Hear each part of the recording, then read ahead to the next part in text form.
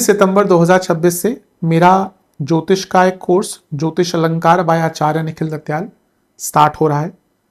जो लोग ज्योतिष को बृहद तरीके से जानना चाहते हैं, बेसिक तरीके से जानना चाहते हैं और ज्योतिष में अपने बेसिक्स को बहुत स्ट्रॉन्ग करना चाहते हैं, क्योंकि बिना बेसिक्स के ज्योतिष नहीं की जा सकती, उनके लिए कोर्स बहुत अनिवार्य है। बहुत विस्तृत कोर्स मैंने बनाया है। जो लोग इंटरेस्टेड हैं ज्योतिष सीखने में ऑनलाइन मेरे द्वारा, वो इस नंबर 9211790270 इस नंबर पर व्हाट्सएप कर दें। आपको डिटेल भेज दी जाएगी पीडीएफ के द्वारा। तो जो लोग उस डिटेल में दी गई जो भी जानकारी है उसमें इंटरेस्टेड होंगे, वो कोर्स को ज्वाइन कर सकते हैं। ओम गणेशाय नमः। ओम नमः शिवाय। मैं निखिल ज्योतिष आचार्य आप सभी का मेरे चैनल पर पुनः स्वागत करता हूं। आशा करता हूं कि आप सभी स्वस्थ होंगे। महादेव की कृपा आप सभी पर सदैव बनी रहे।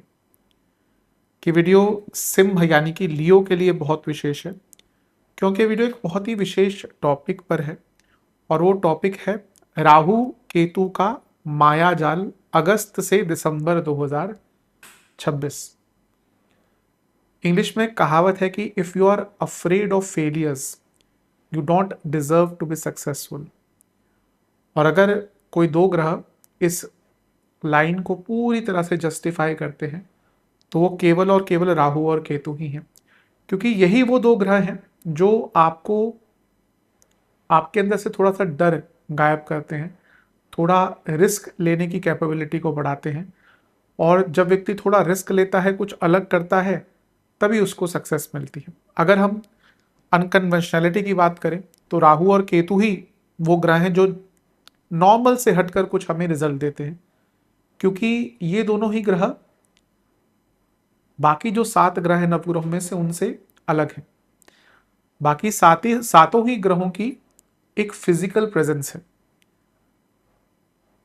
लेकिन राहु और केतु ये फिजिकल एंटिटीज नहीं है। इनको छाया ग्रह कहा गया है ज्योतिष में, इसीलिए इनका महत्व भी थोड़ा अलग है। मेरे हिसाब से ज्योतिष में अगर कुछ पैराडॉक्स है तो राहु और केतु ही हैं, क्योंकि दोनों ही विपरीत प्रकार के रिजल्ट देते हैं, लेकिन दोनों ही एक डोर से बंधे हैं। ये जो एक्सिस होती है राहु केतु की, ये हमेशा ही कुंडली में विद्यमान होती है और यही वो जगह होती है जो आपके कार्मिक कनेक्शन को दिखाती है। अगर आपके पुराने जन्म से, पिछले जन्मों से कोई रेखा आपको जोड़ती है, वो राहु केतु की एक्सिस ही है। सबसे ज्यादा कार्मिक कनेक्शन अगर दो ग्रहों का है तो राहु और केतु का ही है। लेकिन जैसे मैंने कहा, पैराडॉक्स है, जहां राहु इज एन एक्सपेंडर वहीं केतु मिनिमलिस्टिक है। इसलिए इन दोनों का जो प्रभाव है वो बहुत अलग प्रकार का आता है। फिर भी ये दोनों एक ग्रह एक दूसरे की पूर्णता एट सम लेवल करवाते हैं। दिसंबर में इन दोनों का राशि परिवर्तन होगा अवश्य, उससे पहले इन दोनों पर इंडिविजुअल वीडियोस तो मेरी आएंगी ही। लेकिन ये ऐसे ग्रह हैं जो बैकग्राउंड में काम करते हैं। मैंने कहा इनकी फिजिकल एंटिटी नहीं है, लेकिन ये वो स्पाइनल कॉर्ड है कुंडली की या ज्योतिष की, जो बैकग्राउंड पे प्रभाव बदलना शुरू करती है और धीरे धीरे करके परिस्थितियां बदलना शुरू करती हैं। तो जब ये राशि परिवर्तन करने वाले होते हैं, अब हम अगस्त में आ गए हैं, तो अगस्त, सितंबर, अक्टूबर, नवंबर, केवल 120 दिन यानी कि चार महीने रह गए हैं। तो यहीं से ये कई बदलाव लाना शुरू कर देंगे। But also Rahu Ketu suddenness के कारक हैं, तो यहाँ पे कुछ गलतियां भी आपसे हो सकती हैं। तो इस वीडियो में मैं यही चर्चा करूंगा कि जो राहु केतु का राशि परिवर्तन होने वाला है, उससे पहले जो स्थितियां बन रही हैं, उससे पहले जो कॉस्मिक एनर्जी चेंज हो रही है, उसका क्या इम्पैक्ट जीवन पर पड़ सकता है। मैं इसमें कुछ अच्छी चीजें भी इंक्लूड करूंगा, कुछ सावधानियां भी इंक्लूड करूंगा जिनका विचार आपको करना है। मैंने 3 पार्ट्स में, मेन पार्ट्स में इसको बांटा है। पहले हम राहु की माया की बात करेंगे, फिर केतु का ज्ञान, फिर राहु केतु एक्सेस जो आपके लिए बदलने वाली है 12वें और 6ठे में, और अंततः उपाय की बात करेंगे। लग्न राशि या चंद्र राशि सिंह है, दोनों ही देख सकते हैं। अलग अलग राशिफल नहीं बन सकते, जहां से सूट रिलेट ज्यादा करता है वहां से देखिए। व्यक्तिगत तौर पे मेरा मानना है लग्न से देखते हैं तो अच्छा। इनकेस नहीं पता है लग्न राशि तो चंद्र राशि से भी इसको देख सकते हैं। शुरू करते हैं अत्यंत महत्वपूर्ण राशिफल का। पहले हम राहु की चर्चा कर लेते हैं। शुरू करते हैं राहु के साथ, राहु की माया। अब देखिए राहु करीबन 1 साल से ज्यादा से आपके सप्तम भाव में है। राहु केतु एक्सेस आपके लग्न और सप्तम पर ही प्रभाव था, तो ये तो यकीनन है कि पिछले 1 डेढ़ साल आपके लिए बहुत ट्रांसफॉर्मेशन के होंगे। शनि भी अष्टम में गोचर कर रहे हैं, पूरा जीवन ही कहीं ना कहीं बहुत हद तक बदल गया होगा। सप्तम में जब राहु आते हैं तो व्यक्ति की इच्छाओं को बहुत बढ़ा देते हैं। राहु इज एक्सट्रीमिज्म, किसी भी चीज की बहुतता राहु है। Uncontrollable desires, uncontrollable lust, uncontrollable ambitions, ये सब राहु है। तो जब सप्तम में आते हैं तो बहुत ऐसी इच्छाएं हो जाती हैं जिसके पीछे व्यक्ति भागता फिरता है लेकिन वो पूरी नहीं हो पाती। तो अब जब राहु आपके छठे भाव की तरफ अग्रसर है, what you need to do first, सबसे पहले आपको थोड़ा सा अपने डिजायर्स को लिमिट करना है या फिर कहिए प्रैक्टिकल करना है। क्योंकि अभी क्या हो रहा है, आप इतनी चीजें सोच रहे हैं, ये भी करना है, वो भी करना है, ये भी करना है, वो भी करना है, इस चक्कर में आप कुछ भी नहीं कर पा रहे। तो सबसे पहले अपने डिजायर्स को थोड़ा सा नियंत्रित करना शुरू कर दीजिए। एक अच्छी चीज है कि छठे भाव के राहु बहुत अच्छे माने जाते हैं, तो जैसे ही वो छठे भाव में गोचर करेंगे तो रिजल्ट अच्छे मिलेंगे ही, लेकिन उससे पहले ही आपके बहुत सारे काम बनना शुरू हो जाएंगे। तो ये अगले जो 4 महीने हैं अपने अटके हुए कामों को पूर्ण करने में लगाएं। क्योंकि जहां भी आपको हिंड्रेंस आ रही थी, जहां पे भी आपको प्रॉब्लम आ रही थी, वहां पे कई जो आपकी बाधाएं हैं, कई जो आपकी प्रॉब्लम्स हैं वो दूर होना शुरू हो जाएंगे। राहु एक तामसिक प्रवृत्ति के ग्रह है, तो जब सप्तम भाव क्या है ना, वो हमारी पब्लिक इमेज दिखाता है। सप्तम भाव हमारा सोशल सर्कल पे दिखाता है। बहुत संभव है कि पिछले 1 डेढ़ साल में आपके सोशल सर्कल में भी बहुत चेंज आया हो। आप कुछ लोगों से बहुत अटैच भी हो गए होंगे, लेकिन फिर उन लोगों से लड़ाई झगड़े भी हो गए होंगे। क्योंकि राहु जब सप्तम में आते हैं तो अब देखिए ये पैराडॉक्स है, केतु एक तरफ आपको पुल कर रहे थे कि भैया अध्यात्म की तरफ जाओ, सप्तम में राहु वो कहते हैं नहीं अभी तो जीना बहुत है, जिंदगी ना मिलेगी दोबारा, तो ये भी करना है वो भी करना है। अब जब आंतरिक पुल है वो अध्यात्म की तरफ है, बाहरी पुल वो थोड़ा सा माया की तरफ है। तो आपने कई ऐसे दोस्त, कई ऐसे मित्र आपने बनाए होंगे जो केवल उस पुल के कारण बनाए होंगे, लेकिन कई लोगों से आपके वाद विवाद, झगड़े, मतभेद भी हुए होंगे। अब क्या राहु बता रहे हैं कि अब थोड़े प्रैक्टिकल यहां पे भी हो जाइए। आपको लग रहा है कि भाई कुछ आपका सोशल सर्कल बहुत बड़ा हो चुका है जिसके कारण आपका टाइम बहुत वेस्ट हो रहा है। अब आपके बहुत सारे फ्रेंड्स हैं, आप लोगों से मिल रहे हैं, इंस्टाग्राम पे भी फ्रेंड्स हैं, ग्रुप्स भी बने हुए हैं, दोस्त भी हैं। अब कोई बोल रहा है कि यहाँ आ जाओ, कोई बोल रहा है यहाँ आ जाओ, नहीं जाते तो कोई बुरा मान रहा है, नहीं जाते तो कोई बुरा मान रहा है। Now it's time to limit this things. आपको कदम उठाना पड़ेगा जहां पे आप अपने सोशल सर्कल को थोड़ा लिमिट करना शुरू कर दें, अदरवाइज काफी प्रॉब्लम आ सकती है। अदरवाइज आगे, क्योंकि राहु का छठे घर का पोजीशन बहुत प्रैक्टिकल है, पर अगर समय अच्छा है और आप प्रैक्टिकलिटी नहीं दिखाएंगे तो बहुत प्रॉब्लम्स आ सकती है। एक बहुत अच्छा प्रभाव हो सकता है करियर पर, क्योंकि छठे घर में राहु करियर के लिए बहुत अच्छे होते हैं। हो सकता है अभी से लेकर अगले 4 महीने में आपकी में भी प्रमोशन ना हो, लेकिन आपके ना रोल्स थोड़े से बदले जा सकते हैं। हो सकता है कंपनी वाले आपको ट्रायल पे किसी रोल पे डाल दें, उसके पीछे कारण आपका प्रमोशन हो सकता है, लेकिन वो अभी प्रमोशन नहीं मिलेगा, वो शायद आगे चलकर अगले साल भी मिल सकता है जब बृहस्पति लग्न में आएंगे पूर्णतः। लेकिन उसका जो शुरुआत है कि भाई आपको बड़े लेवल पर लेके जाने की शुरुआत जो है वो यहीं से स्टार्ट हो सकती है। Rahu takes you out of comfort zone. तो अगर आपके अगले इस 4 महीने में लेट्स से कि आपको कंपनी वाले, आपके मैनेजर्स या जो भी लोग इन अथॉरिटी है वो बोलते हैं कि भाई we are looking at some new roles for you, तो उसको एक्सेप्ट कर लीजिएगा। मेरे हिसाब से इन लॉन्ग रन वो बहुत अच्छा रहेगा। आप में से कई लोगों की मैरिड लाइफ में बहुत प्रॉब्लम चल रही होंगी। सप्तम में राहु, सप्तमी षष्टम में शनि। अब देखिए यहाँ पे समझिएगा मैं क्या बात कह रहा हूँ, क्योंकि ये जनरल प्रेडिक्शन है। हो सकता है आप में से कई लोग सब कुछ ट्राई कर चुके हो लेकिन विवाह नहीं टिक रहा हो, नहीं बच रहा हो। Divorce is never a very good thing, but कभी कभी क्या होता है वो वही रह जाता है ऑप्शन। आजकल चीज़ें पहले जैसी नहीं रही कि कोई कॉम्प्रोमाइज़ कर जाए, करना भी नहीं चाहिए। अ, लेकिन समय बहुत बदल गया है। अब देखिए, जिनकी मैरिड लाइफ में बहुत दिक्कत चल रही थी, हो सकता है अब जैसे ही राहु इस छठे घर में जाने वाले हों, आप शायद डाइवोर्स के बारे में सोचना शुरू कर दें। कारण क्या है, राहु जो है वो शनि की राशि में है, सप्तम भाव में है। तो जिस राशि में राहु होते हैं उसके डिस्पोजिटर पर बहुत प्रभाव होते हैं, उस डिस्पोजिटर का प्रभाव होता है। तो अष्टम में शनि जो छठे घर के स्वामी है, सप्तम से 12वां, सप्तमेश अष्टम में, इन पर राहु का प्रभाव, इन पर शनि का प्रभाव। जो लोग सब कुछ ट्राई कर बैठे थे, अब शायद हो सकता है धीरे धीरे करके वो डाइवोर्स की तरफ बढ़ना शुरू कर दें। और क्योंकि राहु छठे की तरफ जा रहे हैं, जिनका पहले ही बहुत टाइम से लॉन्ग पेंडिंग डाइवोर्स का केस चल रहा है, हो सकता है अब कॉम्प्रोमाइज की थोड़ी स्थिति बन जाए, क्योंकि अभी अभी शनि वक्री भी हो चुके हैं। तो जब वक्री होते हैं तो थोड़ा आत्मबंधन का मौका मिलता है।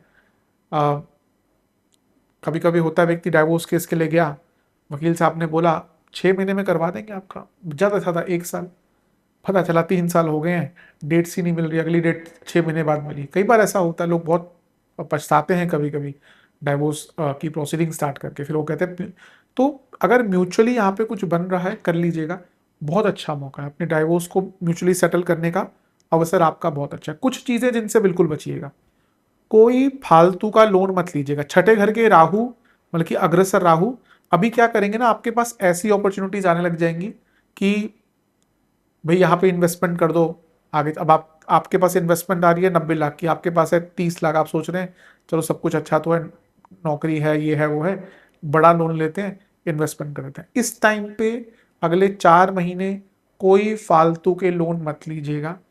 नीड है ले सकते हैं, डिजायर है मत लीजिएगा, क्योंकि राहु का भ्रम बहुत भारी होता है। राहु उस माया जाल में आपको डाल देता है कि भैया यहाँ पे लोन ले लो, कुछ भी ले लो, अपना काम पूरा करो, लेकिन बाद में लोन चुकाते व्यक्ति थक जाता है, मर जाता है। तो कोई फालतू का लोन यहाँ पर मत लीजिएगा। दूसरा, सप्तम में राहु जाते जाते आप पर कोई बुरा आरोप लगवा सकते हैं। राहु जब सप्तम में आते हैं तो कभी कभी सडन इंक्रीज देते हैं। हो सकता है आप में से कुछ लोगों का 2025 में प्रमोशन हुआ हो, आप में से कुछ को ख्याति प्राप्त हुई हो, पद प्राप्ति हुई हो, लेकिन जाते जाते राहु एक विडंबना देकर जा सकते हैं। आप पर बहुत संगीन, बहुत झूठे आरोप लग सकते हैं। बहुत ध्यान दीजिएगा, चरित्र हनन करने वाले लोग बहुत हैं। आप 100 काम किसी के लिए अच्छे कर लीजिए लोग, और एक बुरा कर लीजिए, लोग वो 100 भूल जाएंगे, एक को याद रखेंगे। तो यहाँ पे बी वेरी केयरफुल। आप महिला हैं, पुरुष हैं, कुछ भी हैं, अपने गुडविल और अपनी इमेज को लेकर अगले 4 महीने बहुत सचेत रहिएगा। Rahu is also planet of obsession, और सप्तम भाव कभी कभी व्यक्ति को, अगर वहां पे राहु है तो व्यक्ति को प्रैक्टिकलिटी से बहुत दूर चले ले आता है। आप ये भी देखिए, पिछले 1 डेढ़ साल से आप किसी चीज को लेकर बहुत ऑब्सेस्ड हो गए हो, चीज को लेकर, व्यक्ति को लेकर। प्रेम भी तो भाई ऑब्सेशन ही है, आकर्षण ऑब्सेशन ही है, एक तरफा प्यार ऑब्सेशन ही है। Now it's time to change that obsession, क्योंकि ऐसा लगता है कि ऑब्सेशन बहुत हाई हो चुका है और ये अंततः आगे चलकर आपको बहुत दिक्कत देगा। बहुत अच्छी चीज यह है कि राहु एस्पिरेशन और एम्बिशन के ग्रह हैं। तो अब now it's time to focus on your ambition. आपका करियर है, आपका बिजनेस है, मनी है, तो अपने एम्बिशन, अपने एस्पिरेशन, अपने टारगेट्स, इन पर काम करने का बहुत अच्छा टाइम है। अगर एक ग्रह को मैं कहूं कि it's the planet of involvement, मतलब कि जो टाइम के साथ अपने आप को बदल लेता है, राहु है। इसलिए राहु को हम कलयुग का ग्रह कहते हैं, कलयुग का राजा कहते हैं। आप देखिए, जितने भी नए आविष्कार हो रहे हैं, एआई हो गया, लैपटॉप्स हो गए, फिर फोन, इंटरनेट, ये सब किसके अधीन है? राहु के अधीन, क्योंकि राहु ही इन सब पर अपना अधिकार जमाता है। और एंड टेक्नोलॉजी इज इवॉल्विंग। आज हम एआई की बात करें, आज से 5 साल बाद पता नहीं क्या चीज आ जाए, हमें नहीं पता। 10 साल बाद क्या चीज आ जाए, कुछ नहीं कह सकते। तो Rahu is evolving, ever evolving. तो ये टाइम है जहां पे आप भी थोड़ा सा अपने आप को, अपनी स्किल्स को ब्रशन अप करना शुरू कर दीजिए अपनी नॉलेज को, क्योंकि छठा भाव राहु का it will require you to apply अपने आप को अप्लाई करने पर आपको मजबूर करेंगे, अप्लाई योरसेल्फ। तो यहाँ पे अगर आप अपने स्किल्स, अपनी नॉलेज, अपने ज्ञान को बढ़ाना पुनः शुरू करते हैं तो बहुत अच्छा रहता है। बिजनेस में मुझे लगता है ये राहु जाते जाते आपको कुछ बहुत बड़ा लाभ दे सकते हैं, लेकिन अगेन इन बिजनेस राहु की हम बात कर रहे हैं, too good to be true कुछ डील मिलती है ना, उससे बचिएगा। और कोई भी ऐसी डील मत कर लीजिएगा जो बहुत ज़्यादा जिसमें ऑब्लिगेशंस, लीगल ऑब्लिगेशंस हो और फंसने के डर हो, क्योंकि कभी कभी कई लुभावनी डील्स ऐसी आती हैं, राहु जाते जाते ऐसे डील्स दे सकते हैं। राहु एक बहुत ज़्यादा मैग्नेटिक पुल है, राहु की जो आकर्षण शक्ति है ना सबसे ज़्यादा होती है। तो जब राहु छठे घर की तरफ जाएंगे ना तो व्यक्ति को रिस्क टेकर बना देते हैं। तो प्रयास कीजिएगा कि अगले 4 महीने बहुत ज़्यादा रिस्क मत लें, क्योंकि ये रिस्क लेने की टेंडेंसी कभी कभी व्यक्ति को बहुत ज़्यादा परेशान कर देती है। राहु एक तामसिक ग्रह है, तो जैसा मैंने कहा ना, पिछले 1.5 साल से अपनी इच्छाओं के अधीन ही रहे होंगे आप, ये भी करना है वो भी करना है। अब धीरे धीरे जैसे जैसे राहु छठे घर की तरफ जाएंगे एक सेंस ऑफ क्लैरिटी आएगी। राहु तामसिक ग्रह है, तो तमस में सबसे ज्यादा डिजायर्स होते हैं। इवन जो सबसे स्ट्रॉन्ग, आई थिंक, किसी चीज का पुल होता है ना, सबसे स्ट्रॉन्ग एक ह्यूमन, एक क्या कहिए उसको कि इंटेंसिटी या बहुत पुल, तो वो सेक्सुअल इंटेंसिटी होती है, और वो चीज तमस के अधीन ही आती है। आप देखिए, जब वो कोई व्यक्ति एकदम उस चीज के अधीन होता है ना, तो सारे उल्टे सीधे काम कर देगा। कई बार होता है कि एक सभ्य व्यक्ति भी, सब कुछ पढ़ा लिखा है, सब कुछ है, कभी कभी बिकॉज ऑफ सेक्सुअल अर्जेस वो बहुत उल्टे सीधे काम कर देंगे, क्योंकि वो तामसिकता की परिधि एकदम परिकाष्ठता है। तो यहाँ पे हो सकता है आपने पिछले 1-1.5 साल में कुछ ऐसी चीजें करी हो जो आप नॉर्मली ना करते हो, इन एनी विच वे। ठीक है, अगर कुछ बुरा हुआ है उसको सुधारने की कोशिश कीजिए। कुछ भी आपने किया है, कुछ गलती हुई है, अब थोड़ा उसको सुधारने का प्रयास कीजिए, वरना बहुत प्रॉब्लम हो जाएगी। सप्तम, अच्छा, राहु एक इग्नोरेंट ग्रह है, तो कभी कभी ऐसा भी हुआ होगा पिछले 1-1.5 साल में, आपको दिख रहा है कि कोई व्यक्ति आपको ठग रहा है, आपको बेवकूफ बना रहा है, आपने इग्नोर कर दिया होगा, या फिर आपने अपनी नीड्स को इग्नोर करना शुरू कर दिया होगा। इन दोनों ही चीजों से आपको बचना है। राहु ट्रांसफॉर्मेशन के सबसे बड़े कारक हैं, तो जब वो अर्थ त्रिकोण में आ रहे हैं, you need to be very on the toes, very practical, और समय के साथ अपने आप को बदलने का प्रयास शुरू कर दीजिए। राहु पर शनि का प्रभाव बहुत है, क्योंकि शनि राहु के डिस्पोजिटर हैं, छठे घर के स्वामी हैं। अब राहु छठे घर में जा रहे हैं, वैसे छठे घर का राहु हेल्थ के लिए अच्छा होता है, लेकिन अगेन आपको देखना पड़ेगा कि उसके स्वामी अगले जून तक छठे घर में, 8वें घर में गोचर कर रहे हैं।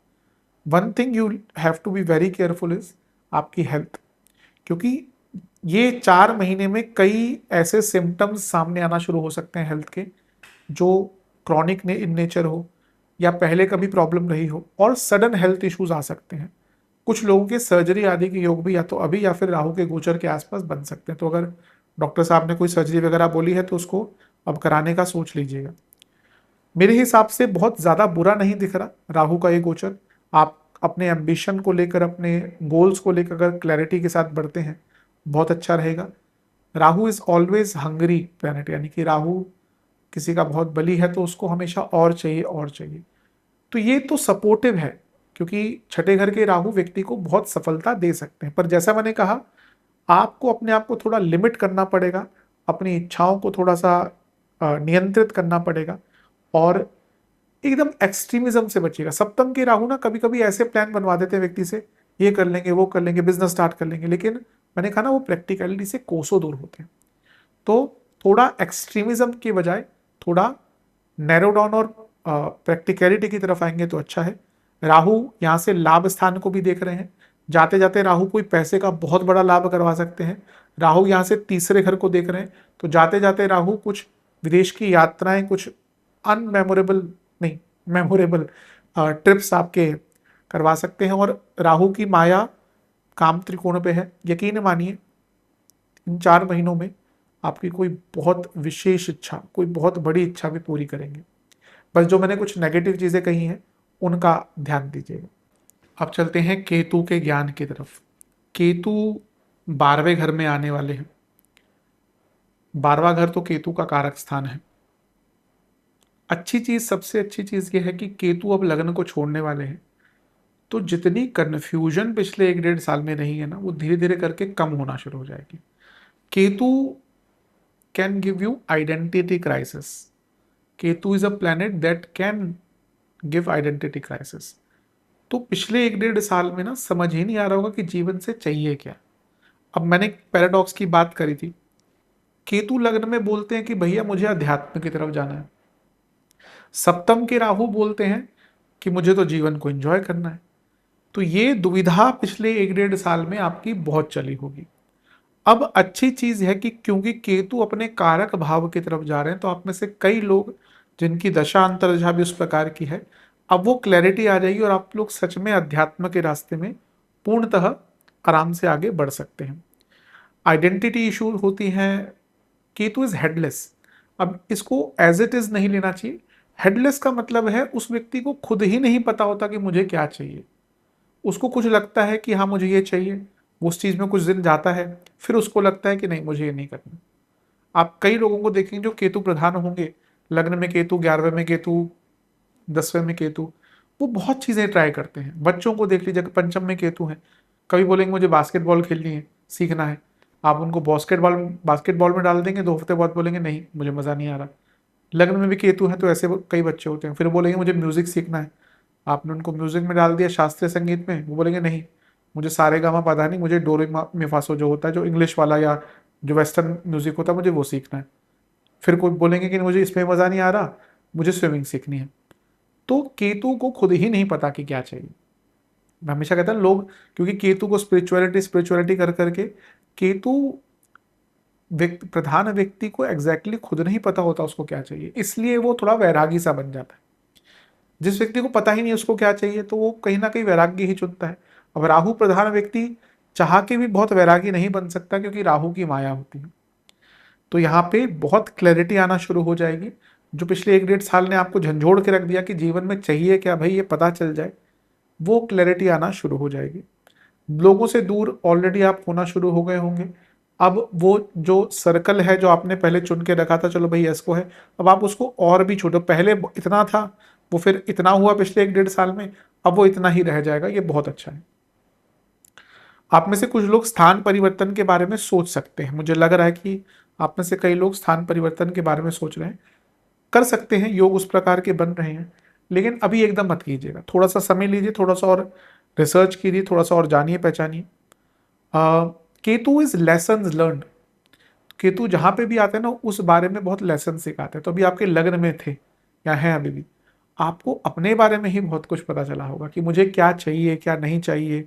आपने आत्ममंथन किया होगा, आपको जीवन की सच्ची कड़वी सच्चाई पता चली होगी कि बहुत लोग केवल नाम मात्र के लिए साथ में है, बहुत लोग केवल फायदे के लिए साथ में। आप यकीन मानिए, आप में से कई लोग इस चीज को मानेंगे कि जिनको आपने बहुत अपना माना होगा ना, कि भाई ये तो मेरी जान है, ये तो मेरे मेरे कुछ भी हो जाए, मैं ईश्वर पे भी एक बार भरोसा ना करूं, इस व्यक्ति पे कर लूंगा। पिछले 1 डेढ़ साल में किसी ना किसी ऐसे व्यक्ति ने आपको अपना रंग दिखाया होगा। अच्छा है, कोई बुरा नहीं है, बहुत अच्छा है। मैंने कहा लेसन लर्न। तो ठीक है, जो सीखा है अब उसको अप्लाई कीजिए। अभी कहीं रिसेंटली मैंने पढ़ा कि जो व्यक्ति कभी अकेला, आज की डेट में बहुत अकेला रहना पसंद कर रहा है, कभी उसने दूसरों का भी तो, दूसरों के साथ रहकर भी तो देखा होगा। बचपन से तो ना कोई वैराग्य की तरफ जाता है, वो देख लेता है कि भाई अ, लोगों के साथ रह के ना बहुत कठिनाइयां हैं, तो धीरे धीरे करके वो वैराग्य को ही चुन लेता है, क्योंकि असली शांति उसी में है। लग्न के केतु व्यक्ति को थोड़ा किसी चीज में इंटरेस्ट जागरूक करते हैं, लेकिन जैसे मैंने कहा ना कि हेडलेस है, तो आपका पिछले 1 डेढ़ साल में बहुत चीजों में इंटरेस्ट आया होगा, लेकिन ये नहीं समझ आ रहा होगा करना क्या है एग्जैक्टली। अब क्योंकि 12वें घर में केतु जा रहे हैं, अब धीरे धीरे क्या होगा, आप को समझ आने लग जाएगा कि मुझे ये 5-10 चीजें नहीं करनी, मुझे को केवल 2 चीजों पर फोकस करना है। ये आपके करियर, एजुकेशन, बिजनेस, हर चीज पर एप्लीकेबल होगा। मैं कहता हूँ ये जो बड़े राशिफल हैं, ये मैं एक मैक्रो लेवल पर बनाता हूँ, तो इसको हर चीज पर अप्लाई कर सकते हैं। जहाँ पे पर्टिकुलर चीज पे होता है वो मैं बता ही देता हूँ। आप में से बहुत लोग धार्मिक स्थलों पर जाने के अब लंबे लंबे प्लान बनाना आपने शुरू कर दिए होंगे। अच्छा है, मुझे लगता है अभी अभी तो नहीं, लेकिन जब राहु केतु का गोचर होगा अगले 1.5 साल, यानी कि दिसंबर 26 से आई थिंक 2028 के मध्य में केतु गोचर करेंगे दोबारा। तो इस 1.5 साल में आप बहुत धार्मिक स्थलों के दर्शन करेंगे, लेकिन उसकी प्लानिंग आप में से कई लोगों ने अभी से स्टार्ट कर दी होगी। Ketu can give you extreme isolation.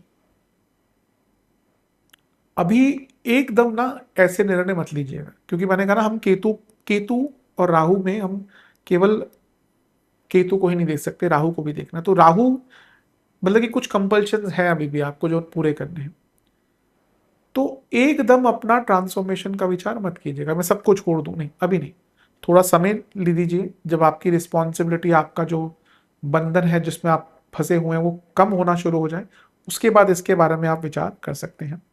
Attachments कम हुई होंगी, जो बहुत अच्छा है, और ये टाइम है टू लेसन दैट अटैचमेंट, यानी कि जो अटैचमेंट्स हैं उनको कम करें। राहु और केतु दोनों ही एडिक्शन देते हैं, दोनों के प्रकार अलग होते हैं। राहु तो फिर ऐसी एडिक्शन देता है जो छूटती नहीं है और जो बहुत ऑब्सेशन वाली होती है। केतु ऐसी एडिक्शन होती है जो रह रहकर वापस आती है, छोटे छोटे 2-2 हफ्ते में व्यक्ति को लगता है कि मैं इससे निकल गया, फिर वो वापस आ जाएगी। तो आई थिंक जो भी एडिक्शन आई थी ना, उनको भी कम करने का समय है। लग्न के केतु और Ketu in general we can relate it to a silent destructor.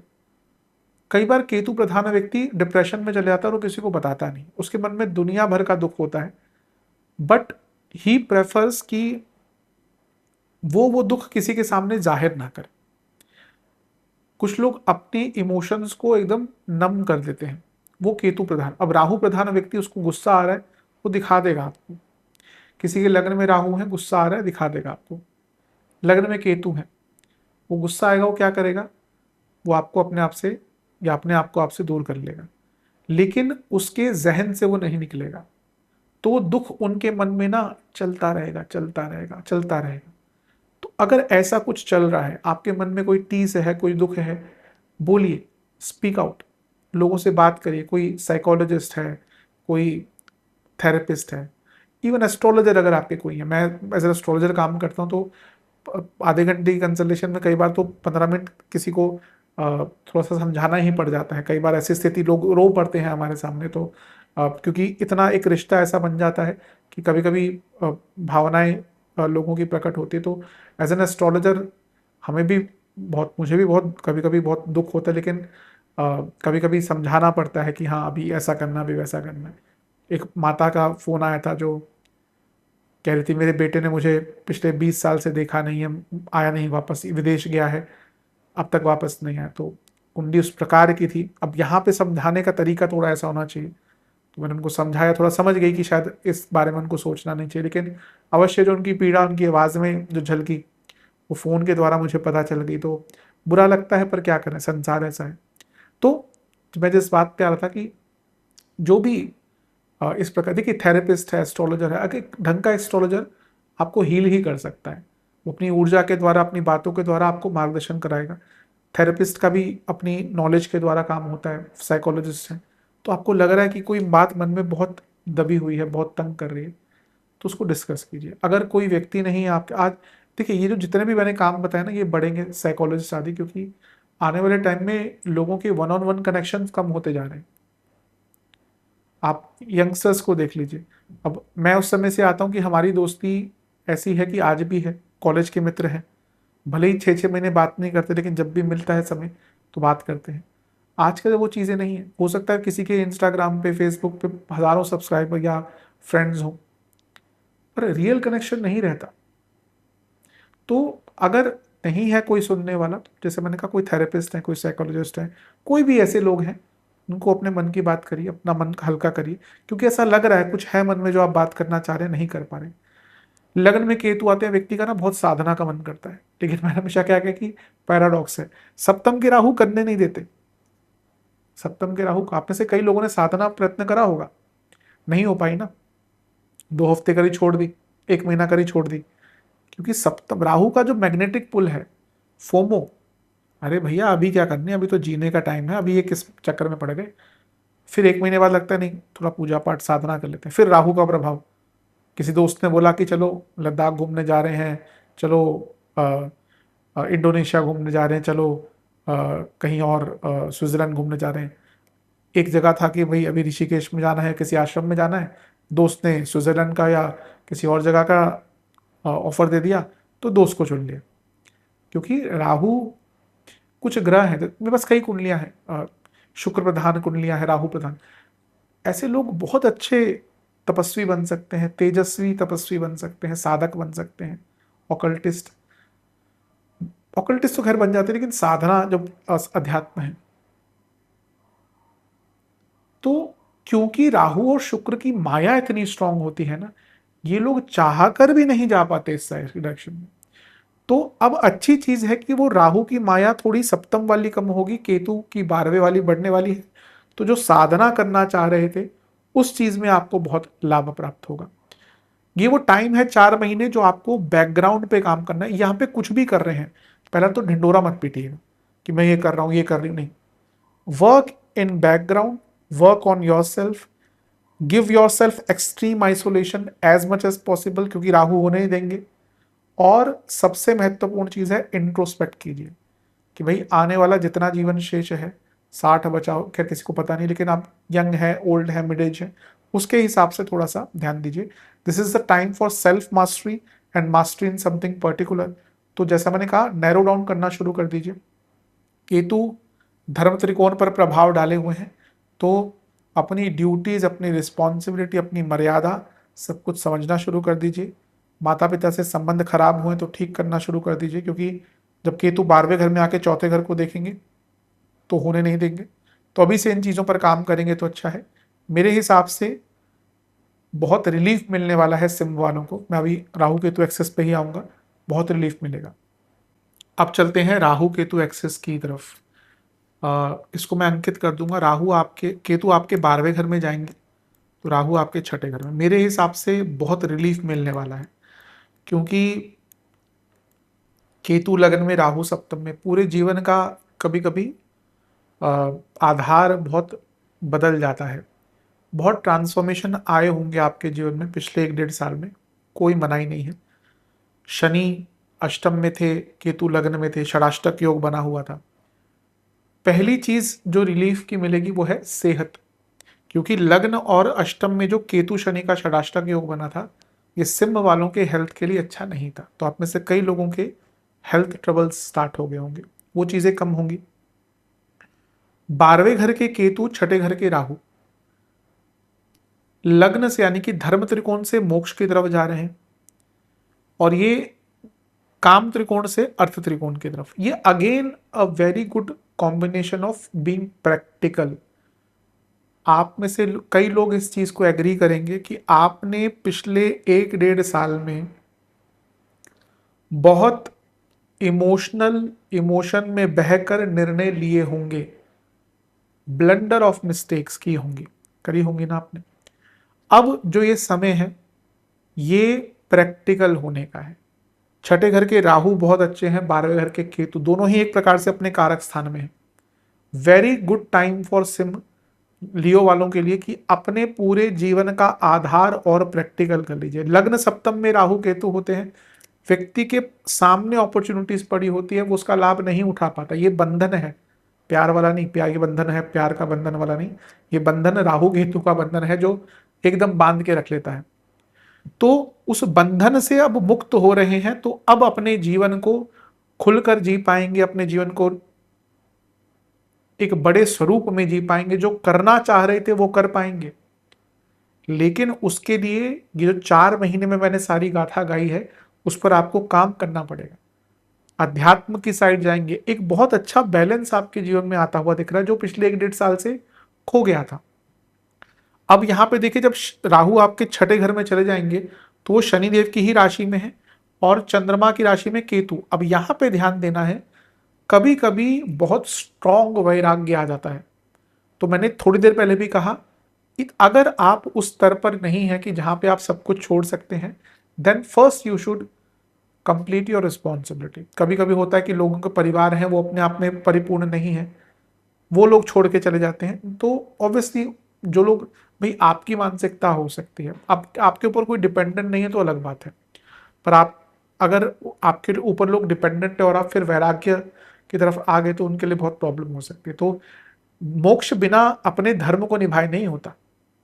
तो तभी क्या कहते हैं, धर्म धर्म ये धर्म त्रिकोण, अर्थ त्रिकोण, काम त्रिकोण, फिर मोक्ष त्रिकोण है। इस पर विचार कीजिएगा। बहुत अच्छी चीज है कि अगर कोई हेल्थ इश्यूज चल रहे थे, अगर डायग्नोसिस नहीं मिल रहा था, वो डायग्नोसिस मिलेगा और आपका फोकस थोड़ा इंप्रूव होना शुरू होगा। और ये जो एक्सेस बदली है, ये आपके जीवन की एक्सेस को भी बदलेगी। आपका जो चीज़ों को समझने का तरीका था, जो थोड़ा सा धूमिल हो गया था, वो कम होगा और बहुत ऊर्जात्मक, बहुत सकारात्मक और बहुत प्रैक्टिकल एटीट्यूड रहेगा। तो मेरे हिसाब से तो ये राहु केतु का गोचर आपके लिए बहुत अच्छा दिख रहा है। जब होगा तो उस पर मैं अलग से वीडियो बनाऊंगा, लेकिन ये 4 महीने किन किन जगहों पर आपको ध्यान देना है, ये बहुत इंपॉर्टेंट है। मेरे हिसाब से बहुत परिपूर्ण योग आपके लिए बन रहे हैं। उपाय की बात कर लेते हैं। आपको दुर्गा जी को कमल का पुष्प अर्पण करना है, गुलाब की माला अर्पण करनी है, नारियल की बर्फी का भोग लगाना है, दुर्गा चालीसा का 4 बार पाठ करना है। गणेश जी को 4 प्रकार के फल, 4 प्रकार के मिठाई, सिंदूर अर्पण करें, दुर्वा अर्पण करें, पुष्पमाला अर्पण करें, पंचामृत का भी भोग लगाएं और ओम वक्रतुंडाय नमः मंत्र का 108 बार जाप करें। किसी भी मंदिर में कोई इलेक्ट्रिकल सामान या किसी भी जगह पर, किसी एनजीओ आदि में बल्ब दे सकते हैं, एयर प्यूरिफायर दे सकते हैं, प्यूरिफायर दे सकते हैं, प्रेस दे सकते हैं, कुछ भी इलेक्ट्रिकल सामान दान करें। कंबल का दान करें किसी जगह पर। महादेव का सरसों के तेल से और तिल के तेल से अभिषेक करें, फिर पानी से अभिषेक करें, फिर भस्म का तिलक लगाएं, फिर वहीं पर बैठकर ओम राहवे नमः और ओम केतवे नमः मंत्र का 108 बार जाप करें और ब्राह्मण भोज करवाएं, यानी कि कोई भी आसपास ब्राह्मण देवता है उनका भोजन, उनकी दक्षिणा का अरेंजमेंट करें। आशा करता हूँ वीडियो काम आएगी। चैनल पर नए हैं सब्सक्राइब कीजिए, वीडियो को लाइक कीजिए। मिलता हूँ अगले वीडियो में, तब तक के लिए ओम नमः शिवाय।